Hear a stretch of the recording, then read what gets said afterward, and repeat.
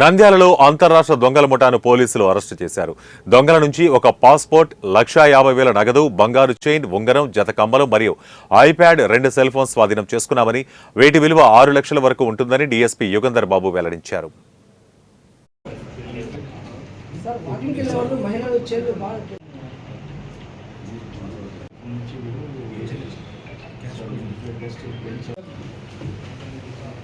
Nandyal 2 town police వారు మరియు CCS police వారి ఆధ్వర్యంలో గతంలో నంద్యాల 2 టౌన్లో 100/2023, 138/2023 కేసుల్లో అంటే నైట్ హెచ్బి కేసుల్లో నేరం జరిగింది. దాంట్లో సుమారు 9.2 గ్రామ్స్ గోల్డ్, తర్వాత క్యాష్ దొంగతనం చేయడం జరిగిందండి. దాంట్లో భాగంగా 2023 నుంచి అబ్స్కాండ్లో ఉన్న ముద్దాయి పోలుగారు వినయ్ కుమార్ అలియాస్ వినయ్ అలియాస్ మూటి నంద్యాల దేవనగర్ చెందిన ఈ అబ్బాయిని అరెస్ట్ చేయడం జరిగింది.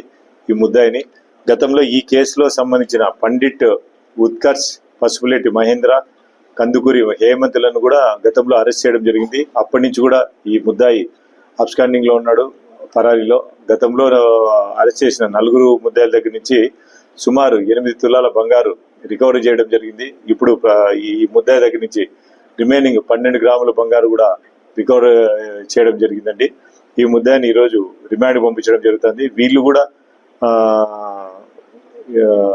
క్రైమ్ హిస్టరీ ఉందండి. వీళ్ళు కూడా వివిధ దొంగతనాల కేసుల్లో ముద్దాయిలుగా ఉంటున్నారు. వీళ్ళందరి మీద షీట్లు ఓపెన్ చేయడం జరుగుతుంది.